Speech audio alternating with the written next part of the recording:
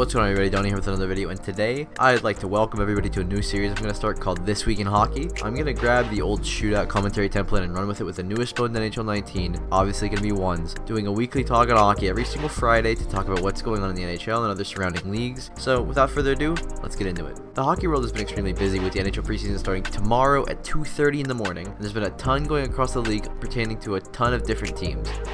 The first news story is obviously the biggest we've seen all summer, this being a huge blockbuster trade between the San Jose Sharks and Ottawa Senators. Pull my notes out here as well as putting it on the screen for all of you. Here's the full trade. The San Jose Sharks acquire Erik Karlsson, sending Chris Tierney, Dylan DeMello, Josh Norris, and Rudolph Balcers, as well as a first rounder, a second rounder, and 2 conditional picks. The conditions on the picks include a second being upgraded to a first if San Jose reaches the Stanley Cup in 2019, as well as a conditional first if Erik Karlsson is traded back to the Eastern Conference during the 2018-2019 season. Just more Senator GM Pierre Dorian's attempting to let the league know that while he got played in the Mike Hoffman deal, just not going to happen again without consequence for Erik Karlsson. So first, a reaction. Honestly, the bottom line is you'll never win a trade when you're the team trading the superstar / elite player / best defenseman in the league / future Hall of Fame member. So that was already a big first strike to the Senators. Then you add on the fact that they didn't land any guarantees in the trade, more going for the mystery box option as said by many friends I've seen on Twitter, and this one gets pretty gross for the Senators. Breaking it down, Chris Tierney is a solid bottom 6 forward, and Dylan DeMello is essentially a third pairing defenseman. Then we go to the prospects. From what research I have done and other things I've seen, looks like Josh Norris and Rudolph Balcers are what I would label as low tier 2, high tier 3 prospects.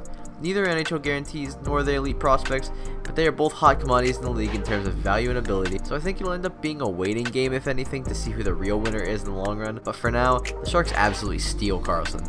In other news, today we've seen the forced retirement of NHL legend Henrik Zetterberg. Zetterberg's had a really historic career, potting 337 goals, 623 assists in the regular season, and another 57 goals and 63 assists in the playoffs. Z won the Conn Smythe during the Red Wings' 2008 Stanley Cup win, on top of winning the Clancy in the 2014-2015 season.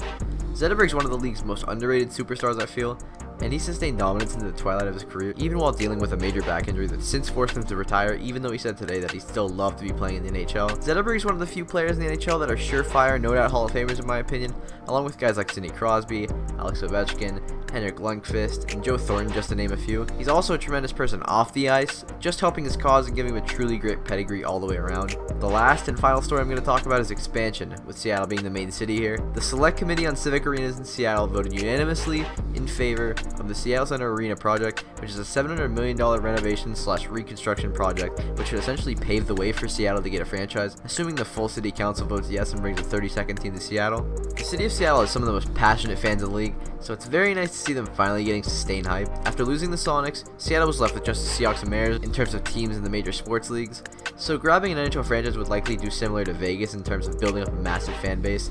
If Seattle can put together a good team and win some games, I could see them being extremely successful. If anybody watches football, you can see the Seahawks have had like a major fan base. They've had a just insane success the past couple years with Legion of Boom and everything like that, so I feel like this could be similar for the NHL franchise in Seattle. That's all for This Week in Hockey. I've been your host Donovan, or Donnie for short.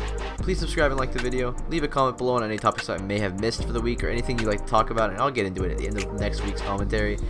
Really, if there's anything you can think of in the NHL that I didn't touch on, please feel free to let me know. Thanks for all the support.